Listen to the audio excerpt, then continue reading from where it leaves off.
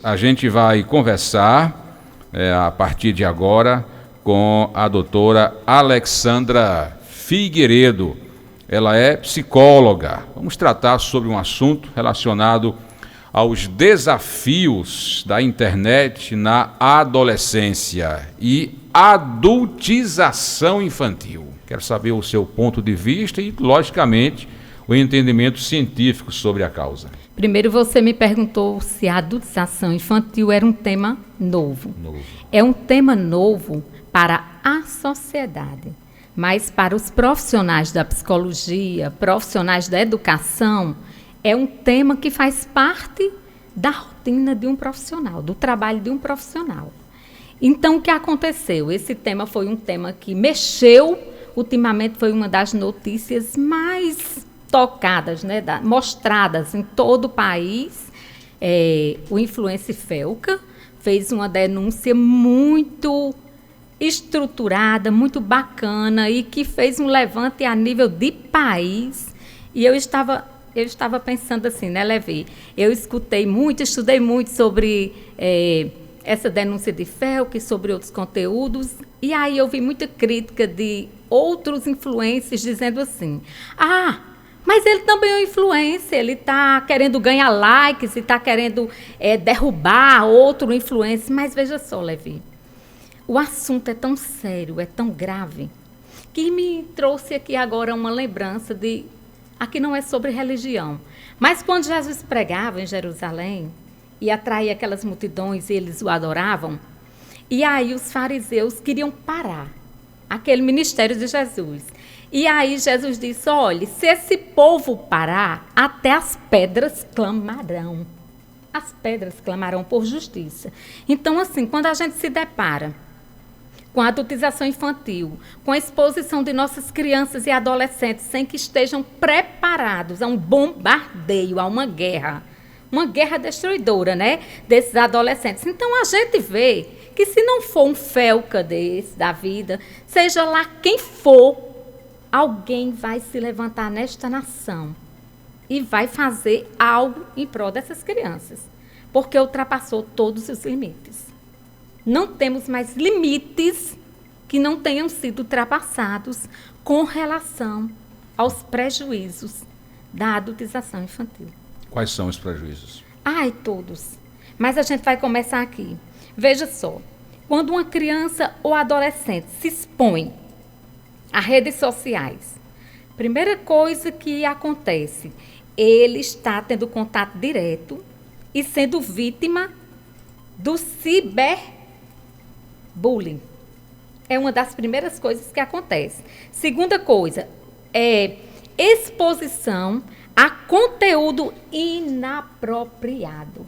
Leve qualquer criança e adolescente hoje que vai navegar na internet, ele tem total liberdade de estar exposto a todo e qualquer conteúdo inapropriado para a idade dele, sem filtro, entendeu?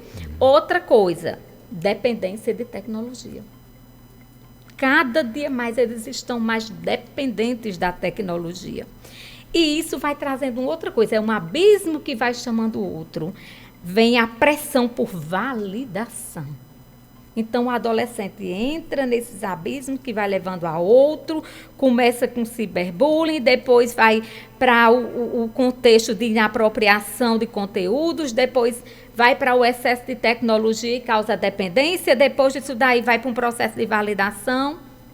E o que é que você acha que vai acontecer no final disso tudo? Adoecimento psíquico. Não tem outro lugar. É o final de tudo. Uma criança adoecida psiquicamente.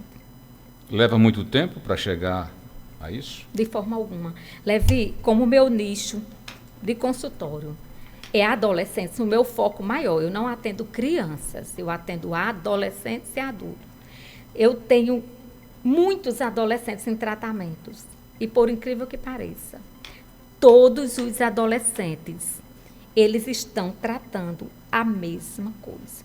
Chega com ansiedade.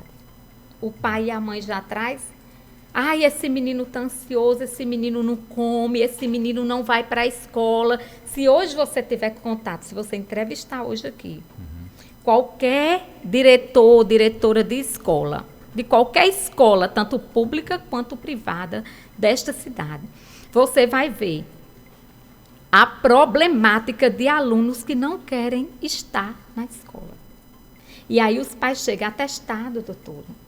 A senhora pode dar um atestado? Eu digo, atestado por quê, meu querido? Porque ele não vai para a escola. Eu digo, por que ele não vai para a escola? Criança de 12 anos. Porque ele não quer, ele diz que não vai, que não vai. Sim, mas o que é que ele fica fazendo? Ele fica o tempo todo no computador. E aí, Levi? O que é que a gente faz com uma problemática dessa daí? Me diga. Qual é a orientação que a senhora Qual é a passa aos pais? orientação? Primeira orientação, que o pai procure um profissional para ajudar esse paciente. Depois, a gente sabe que nós, como profissionais, a gente não consegue resolver tudo. A gente tem orientações, a gente faz todo um embasamento, a gente faz um levantamento para uma mudança de estilo de vida. Mas aí quem garante que vai chegar na casa do pai e o pai vai fazer a parte do pai, da família? E aí? Esse menino vai ficar bom? Dificilmente, né? Dificilmente. Não vai ficar bom. Entendeu? Então, a problemática, ela vai assim, ganhando corpo. Ela vai ficando cada vez maior. Eu tive pacientes, isso não é quebra de sigilo, porque é uma coisa que acontece todos os dias. Eu não vou citar paciente jamais. Eu tenho pacientes, Levi, que chegam ao ponto de olhar para o pai e dizer assim, simplesmente, se você não me der isso, eu me mato. Eu me mato. Às vezes é uma coisa fútil. Isso não é uma chantagem emocional, não? Também, mas aí o que é que acontece? O pai chega no consultório e faz assim. E aí, doutor, e se ele me matar? A senhora viu aquele caso em tal lugar? Vi. A senhora viu aquele caso em tal lugar? E se ele me matar? Os pais completamente reféns daquele comportamento daquele adolescente. Certo. E qual é a saída aí para os pais? É ceder ou resistir? Resistir. Resistir. A gente não tem como dizer um pai, Levi, que ele vai ceder. Olha que coisa importante que eu vou trazer aqui agora. Olhe, no nosso cérebro existe... A nossa cabeça ela é dividida por lobos. Lobos, não é lobos não, é lobos, viu?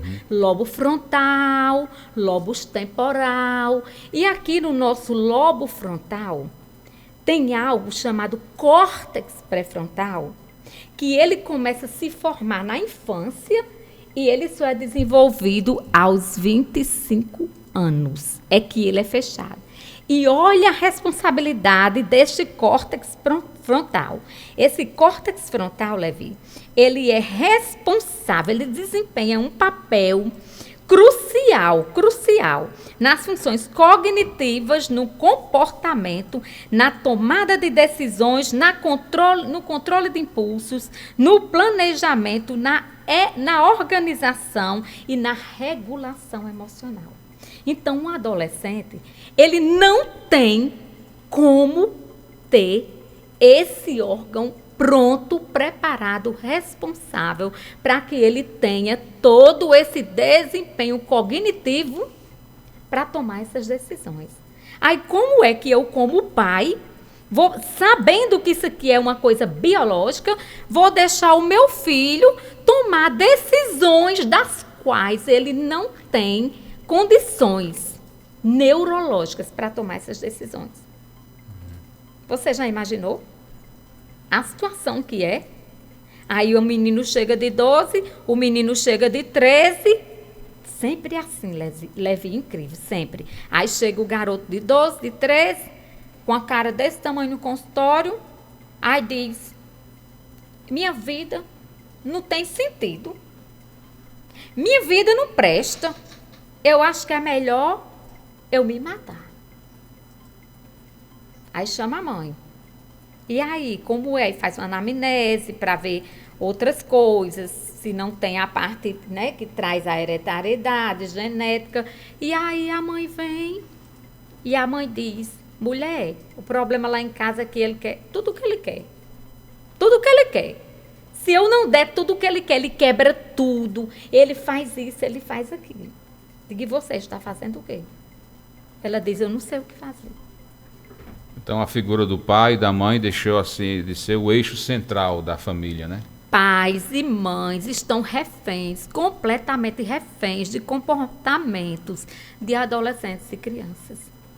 É lamentável, Levi. Lamentável. Crianças que se automutilam, que se cortam todinha. Olhe, se você visse o que eu presenciei naquele consultório, você ficava assim, meu Deus, que mundo é esse? Crianças que precisam ser medicadas com medicações fortes, crianças que já não dormem mais. Não dormem, de jeito nenhum. Tem que recorrer a uma medicação para dormir. Não vai na escola. E você pergunta, por que você está tão desmotivado para ir para a escola? Porque eu não gosto de estudar. Eu não quero estudar.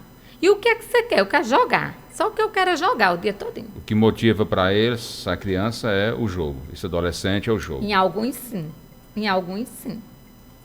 Digamos assim, é o resumo, é o sentido, né, que tem para ele de vida. Exatamente. Se você chamar qualquer educador aqui, de qualquer escola dessa cidade, qualquer uma, tanto particular quanto escola pública, todos os educadores vão trazer essa questão. Alunos que não querem ir na sala de aula. O que é que vicia mais para uma pessoa dessa, doutora Alexandra? É o vício, ou é o vício do jogo, ou o vício da droga, por exemplo? As drogas ilícitas. Levi, tudo é droga.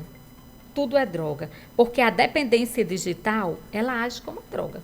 Ela age como crack, ela age como a cocaína. O dependente digital, quando ele já chega no nível de dependência, ele surta. Eu já tive pacientes que surtou.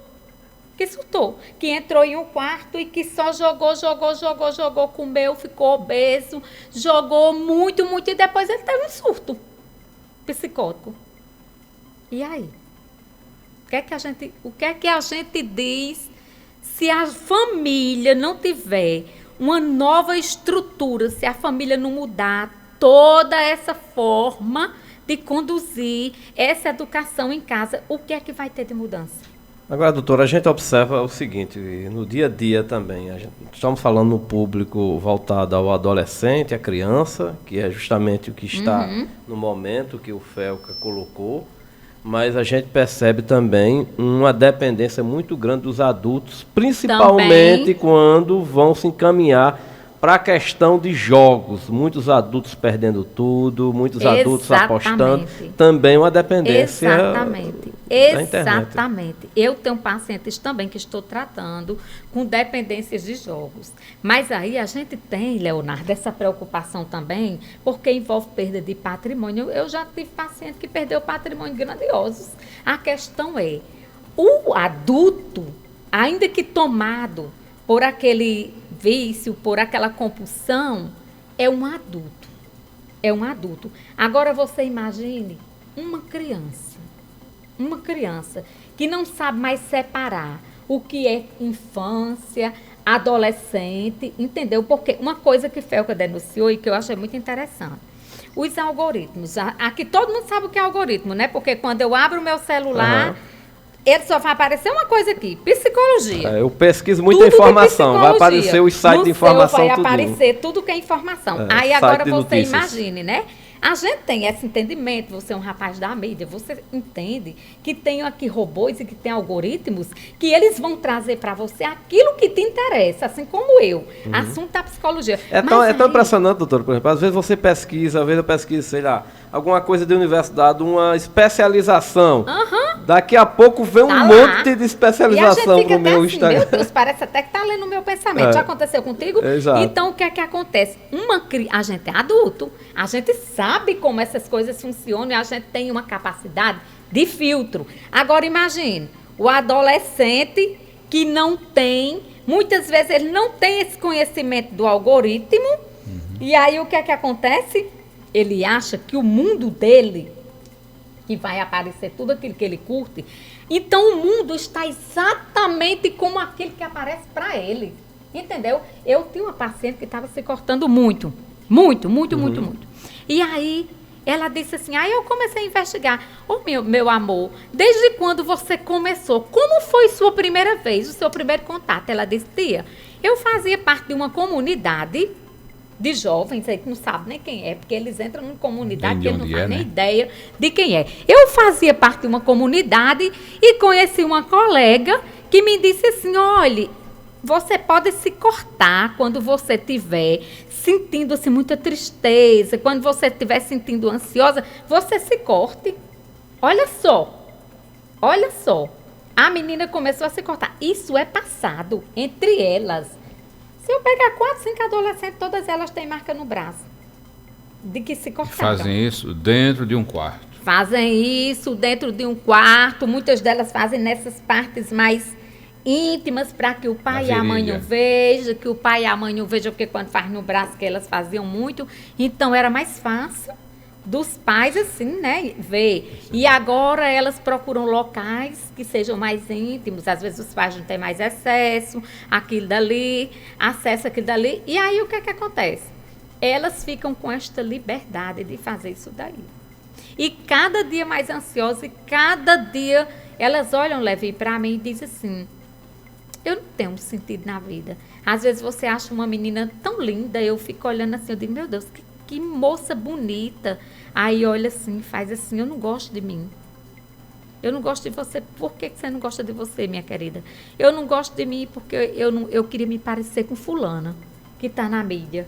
Aí você olha, quem é a fulana que está na mídia? Uma adulta, uma Virgínia da vida, uma fulana que é uma adulta, aí a criança e o adolescente, sem filtro, sem planejamento, sem controle de impulsos, diz, não, mas se eu não botar um silicone, se eu não fizer a lipo, se eu não fizer isso daqui, tia, eu não vou ser feliz. Influência mostrando a mansão, mostrando muito carro chique, muita riqueza. E aí é onde entra o processo da adultização, porque o que é adultização? A adultização é quando você expõe uma criança precocemente a tema com responsabilidades adultas, entendeu? Então, cada vez que você empurra essa criança para um mundo adulto, você está fazendo uma adultização.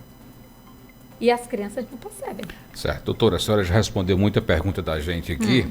E vamos dar vez agora ao ouvinte, né? Ramon, quem começa é o primeiro aí, o Maurício do Crediário. Quer falar com a senhora.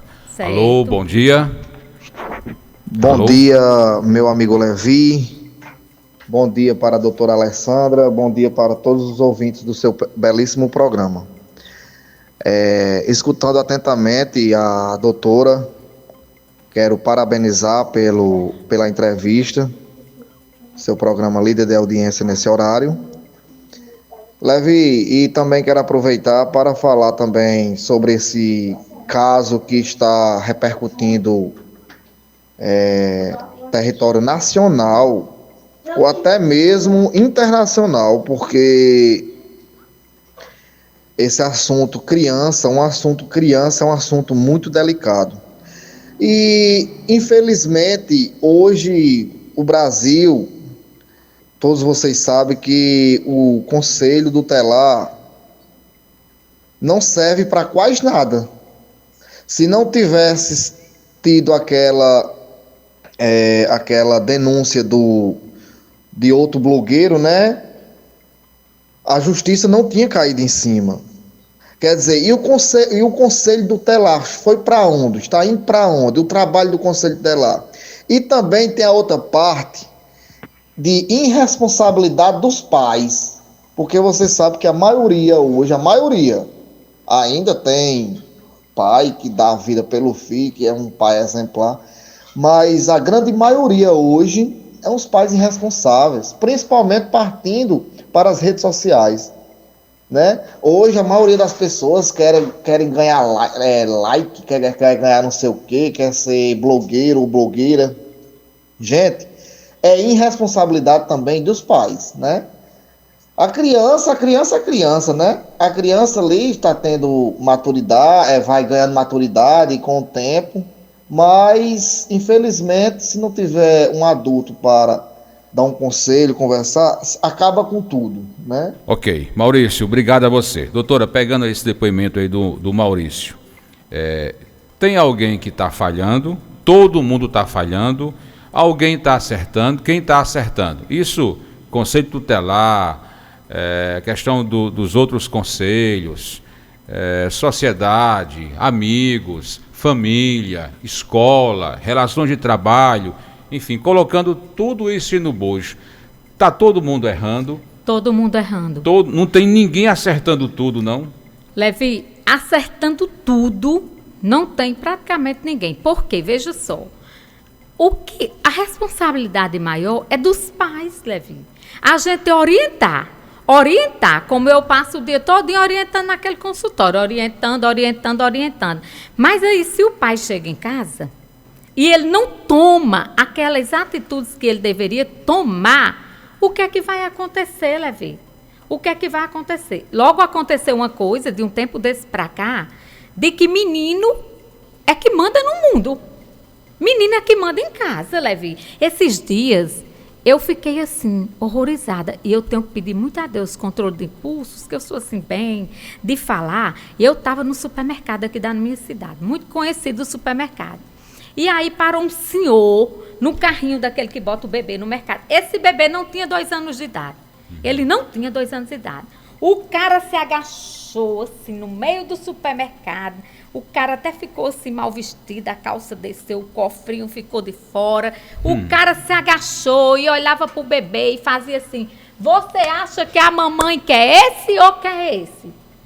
Aquele menino não tinha 2 anos. Aí o bebê fazia assim: Nha. Nem sabia não falar. Sabia, ele não tinha nem noção o que era que aquele pai estava perguntando. Mas você acha que a mamãe... Levi foi me dando um negócio assim, sabe? Jesus, eu não posso chegar e fazer uma intervenção aí, porque dependendo do nível intelectual desse homem, ele pode ser agressivo e tudo. Levi, mas eu fiquei ali uns momentos muito angustiada. Uma vontade de dizer: meu Senhor, essa criança não tem capacidade para começar, ele não era nem para ter, nem então, para estar aqui. Se algo acontecer na frente, o pai já passa a ser responsabilizado. Está entendendo que não era criança? Eu vi que a criança não estava perguntando, nem pedindo por nada. A criança só estava curtindo o carrinho dele. E esse homem ficou lá. Nessa situação, você vai passar o carrinho, você tem que passar por ele, fazer uma volta por ele. Eu fiquei ali: Deus, eu hei de sair daqui sem falar isso, porque minha vontade de falar é grande. E fiquei olhando. Mas se esse pai fosse com essa criança, ou o irmão dessa criança, desse bebê, no seu consultório, o que a senhora diria para ele em relação ao que a senhora testemunhou? Primeiro eu perguntava: quanto seu filho ganha? Que não, com certeza não ganha nada, né? Quem é que é o gestor desta família?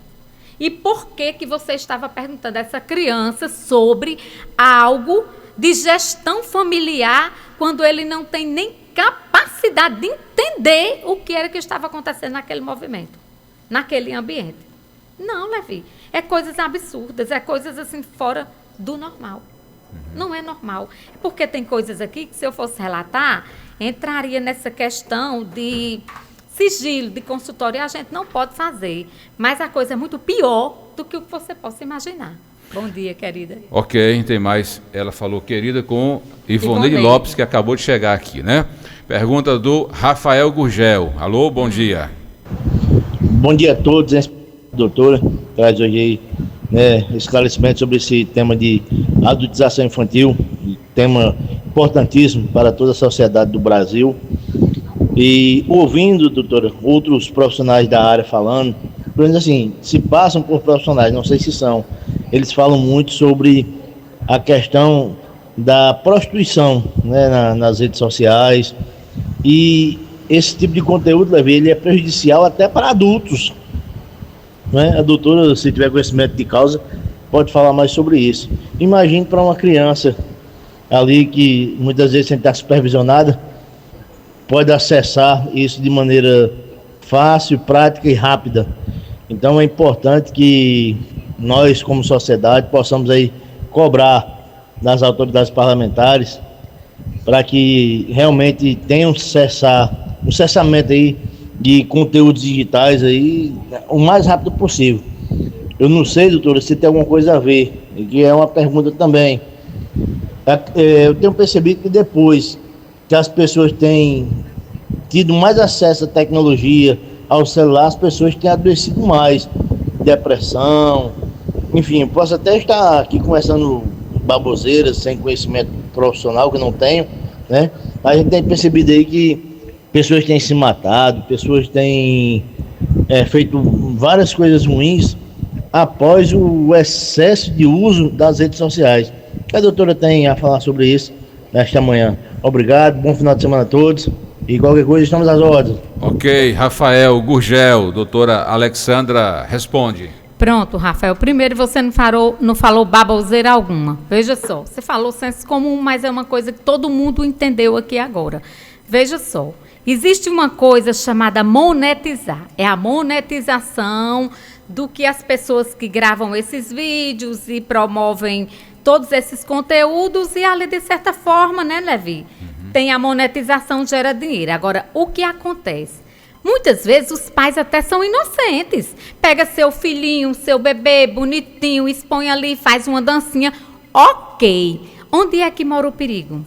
O perigo que nessas redes, os pedófilos, as pessoas de mais fé, não estão com o olhar voltado como o do pai, que colocou o seu bebezinho ali e achou bonitinho, achou inteligente. Não, eles têm um olhar adultizado e muitas vezes aquela menininha de 8 anos que fez aquela dancinha sensualizada, no olhar de um pedófilo, ele está vendo uma mulher se sensualizando. Então o perigo mora aí, entendeu? Isso daí vai sendo passado. Veja só, um joguinho tão conhecido, tão inocente, quem tem filhos aqui, a maioria pode jogar, o Roblox. Eu sigo uma delegada Sheila, viu, Ivoneide? Vale a pena seguir, delegada Sheila. E ela é muito bacana, e ela chama Roblox de quadrilha organizada. Por quê? Esses jogos têm os chats, né? Você pode conversar. E ali, muitas pessoas que elas acreditam ser crianças que estão jogando com elas, conversando com elas, não são crianças, Levi. Não são, entendeu? E aí o que é que acontece? Isso daí, ao longo do tempo, vai gerando vínculos com essas crianças. Você lembra dessa tragédia, uma das últimas maiores tragédias do Brasil? Um menino de 14 anos conversava com uma menina de, acho que menos, ou 13 ou 14 também, e aí eles arquitetaram toda aquela tragédia contra os pais, e o projeto era bem maior. A tragédia se estender à avó, e N coisas. Aí você pode ficar pensando, meu Deus, como é que 2 crianças tiveram a percepção de desenrolar uma coisa dessa? Entendeu? Mas tem porque aí é uma escola. A internet é uma escola, onde tudo que ele precisar aprender para desenvolver toda e qualquer coisa vai estar aí. Está entendendo, Levi? Aí agora onde é que entra? O que poderíamos fazer para conter isso daí? Supervisão dos pais. Aí, mas eu olho o meu bichinho, quando ele está jogando assim, ele é tão inocente. E o computador do seu bichinho, se você pegasse hoje e você tivesse total acesso, e às vezes o pai é leigo, o pai não sabe mexer nada de computador, chega lá no consultório, eu digo, tu conhece o computador do teu filho? Ele diz, não, doutora, eu sou meio assim, eu não sei nem ligar direito. Eu digo, pois você tem uma missão. Aí eu tenho um cartão de um técnico lá no consultório. Aí eu digo, olha, eu vou te dar o cartão desse técnico aqui, você vai levar o computador do teu filho e você vai ficar a par de tudo que tem neste computador do teu filho. Ou a gente faz isso daí, ou a gente não vai resolver nada. Você deixava, Levi, suas filhas, seu filho, e hoje para qualquer lugar assim que você considerasse perigoso, e dissesse, vá lá, minha filha, de noite, de madrugada, pinta e borda, faça o que quiser, e depois você vem, você jogaria? A gente orienta a chegar em casa cedo, né? Pois Imagine e ainda sabendo onde é que está, né? Exato. Tá onde, minha filha? Que hora é que você vai chegar, minha filha? Agora você imagina você jogar esse povo para lá de todo jeito. E aí? Eu quero te dizer que a internet é muito pior. Ok. Doutora, tempo acabou, já estouramos. Conversa boa, papo agradável, muito produtivo, por sinal, esclarecedor para muita gente que precisava saber dessas situações. Gratidão pela sua presença aqui no programa. Eu que agradeço. Bom dia, viu, para a senhora, e bom final de semana. Bom dia para você também, eu que agradeço.